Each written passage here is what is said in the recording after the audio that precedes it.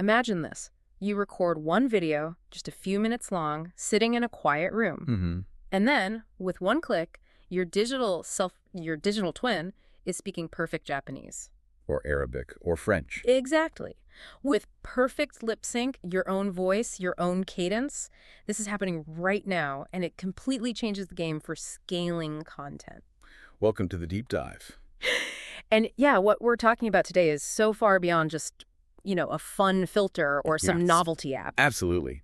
Today, we are doing a deep dive into creating and, more importantly, leveraging a high-fidelity AI clone, or a digital twin. This is a serious production asset. Our mission today is to really unpack the source material here. We want to get beyond just the how-to guide. Right. We need to reveal the critical, strategic insights.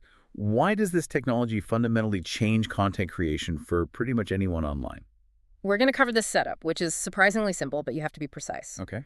We'll look at what we're calling the gold standard training process to get that maximum realism, then that incredible translation feature. And crucially, the ethics. We have to talk about the ethical guardrails you need to have in place. Okay, so let's start with the basics. For anyone who's maybe only seen that older, kind of glitchy tech, what are we actually talking about here? That's a great question. You should think of it as a personalized, photorealistic digital puppet. That's a good way to put it. It's a generative model that's been trained specifically on your face, your voice, and your mannerisms. It captures your likeness, sure, but also your rhythm, your inflection. And we really need to draw a line in the sand here. This is not those janky, unsettling deepfakes from, 2015. No. We are firmly in what the sources call the Avatar 4.0 era. And the difference is all in the nuance. What kind of nuance? These new tools, they build in subtle microexpressions, natural eye movement, even realistic breathing. That's the stuff that finally gets us out of the uncanny valley. So it looks and feels like a real person presenting, not a robot trying its best. Okay, so the tech is good. We've established that. But here's the strategic question. Why should a creator bother? Why dedicate time and resources to this? Because the real value here, and this is the biggest insight from our sources, is about decoupling your presence from your output. Explain that. In any creative business, your personal energy is the most expensive and least scalable resource you have. That makes so much sense. If I don't have to be physically on and camera ready for every single video. The benefits just start to multiply. Right. You can scale content without burning out. You have a perfect camera-ready version of you on call 24/7. You could even just test scripts and hooks without a whole production setup. Exactly. I have to admit, I still wrestle with this. Getting the lighting just right, my energy level perfect every single time I decide to film something. It's a real struggle. It is, especially for short-form stuff. Yeah. That consistency is so hard to maintain. This just standardizes the easy part. You can record 100 videos in the time it used to take you to just set up the lights. Okay, so if the clone handles all that repetitive production, what's left for the human? What's our irreplaceable role? Strategy, authentic insights, and high-level creativity. That's what you provide. Strategy first. So let's get into the logistics. Yeah. You mentioned the low barrier to entry, but we need the specifics on that gold standard process. Right. So the process itself is simple on the surface. You need an account, and you need a training video. But the quality of that video is everything. Everything. If you want maximum realism, the source material is very clear. You have to use the video-based avatar. That's the gold standard. And this means recording a short, dedicated training video. You're basically the teacher, and the AI is a very literal student. The very literal student. A bad lesson means a bad clone. It's a 2 to 5 minute consent and training video. No. This is where you lay the entire foundation for the quality. Let's run through the checklist then, because this is where the details really matter. Okay, first the environment. It has to be a quiet space. And you need good, diffuse lighting. No harsh shadows. The AI needs a really clean, uniform view of your face. And I'm guessing a blurry old webcam isn't going to cut it. No. Aim for 1080p if you can. 60 frames per second is even better. That higher frame rate helps the AI capture the little details, in your mouth movements and eye blinks. Okay, second point, and this is probably where most people mess up. I know which one you mean. The camera has to be at eye level. Yes, this is non-negotiable. If it's too low or too high, the AI maps a distorted version of your face. And you end up with that clone that just looks slightly off. That's the uncanny valley trigger right there. We also need to talk about audio, which seems counterintuitive for a video training. It's surprisingly important for the lip sync, if you can. Use an external microphone, Or laugh my. a USB mic, anything. Why does that matter so much? The clarity of your voice reading the consent script lets the AI perfectly match the sounds, the phones to the visuals. Muffled audio just degrades the final quality. Okay, a few more pro tips from the sources. Avoid busy patterns on your shirt. Yeah, wear solid colors. Stripes or complex patterns can create weird visual artifacts because the AI sometimes gets confused between your clothes and your body. And remember to smile. Naturally. Your clone copies your baseline expression. If you look miserable in the training video, your clone is going to look like it's permanently stuck in traffic. The sources do mention a photo-based option, which is faster. It's fine for testing, but for any real brand building, the video version is the only way to go. Because it captures those little head tilts and mannerisms that make it feel real. Exactly. That's the difference between a good avatar and a great one. So if someone's doing this right now, what's the one thing they need to get right?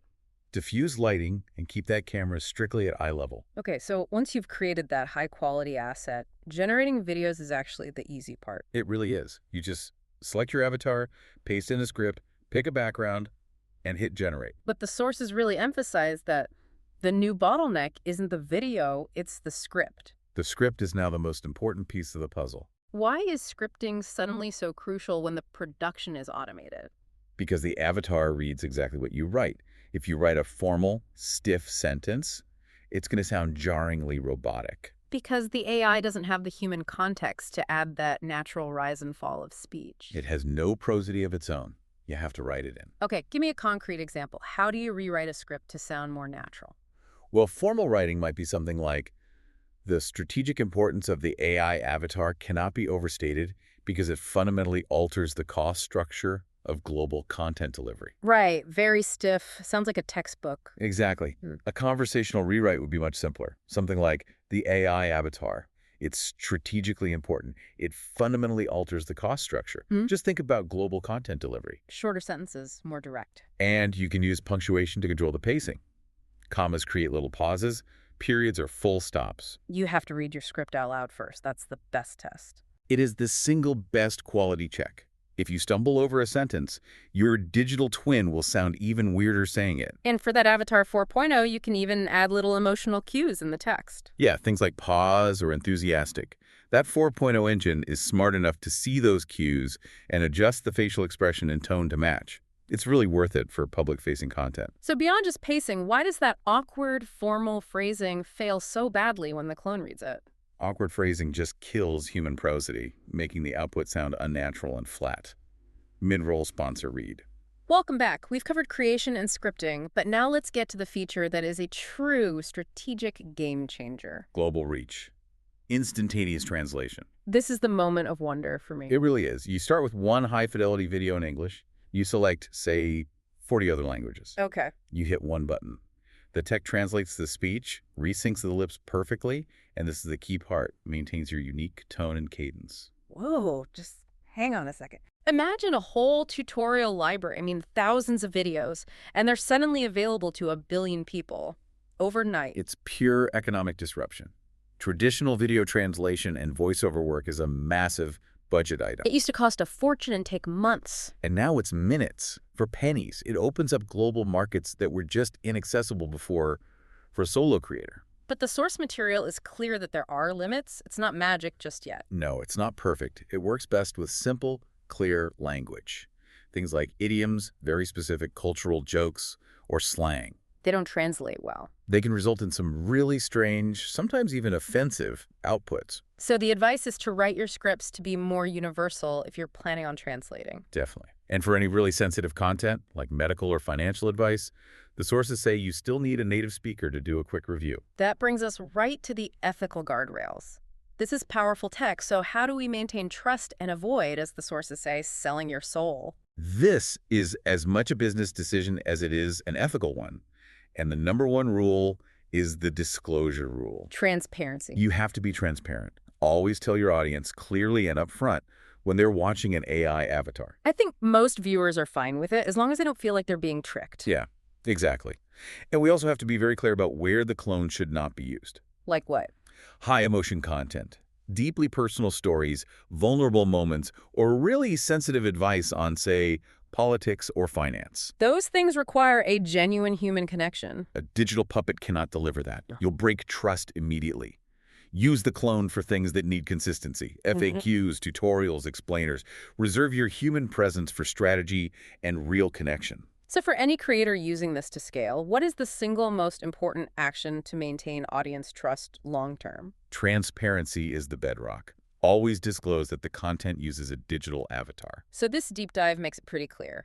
AI digital twins are not a novelty anymore. They are a legitimate, low-friction production tool. A tool that, when you set it up correctly, creates high-fidelity video and then scales it globally, almost effortlessly. Use the clone for the repetitive work that drains your energy. And free up your human brain for the high-level strategy and creativity that only you can provide. That is the new toolkit. So here's a final thought to mull over. If the clone handles all of your consistent, repeatable content, how does the very definition of an authentic creator evolve?